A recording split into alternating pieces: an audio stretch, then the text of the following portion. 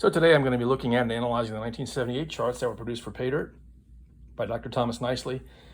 Of all the sets done by Paydirt, these are one of the best. I do have a couple of small bones to pick with the charts. Offense, here's the 78 Redskins offense. And the only thing I can really find to complain about is on the offense. On the passing game, there are no completions over 49 yards except for a touchdown. That's the way it is on all the charts. I know the Redskins, you had a couple of completions between 50 and 60 yards on opening day. And there's some other examples of that, throughout the league where, teams will complete passes for between 50 and 70 yards. And nowhere will you find that on there, but you will find the touchdowns on there, I guess, to cover that. But that would be my only bone to pick with the offense.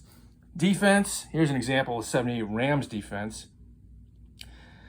If you have a chance, you want to check out my video on variable yardage.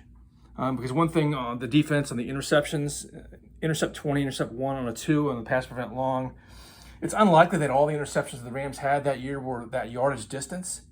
That's one case where if you put in variable yardage for your defensive interceptions, it accounts for that variability in where the interception was picked off and where it was returned on the field. As far as, if you really want to get down to the nitty gritty and be completely accurate on that. Third bone pick would be the special teams. Here's the Steelers special teams. All these charts have a touchdown on a 19 on a kickoff return, punt return, or interception return, regardless of whether the kick return guy returned a kickoff or a touchdown or not during that year.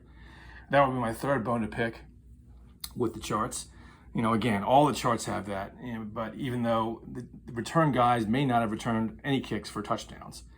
Aside from that, these are great charts. These are one of my favorite charts. We've played them so many times. You can see the wear and tear on these charts some times that I played them. I'm rating them a 9 out of 10. They're almost as good as it gets. They're really good charts.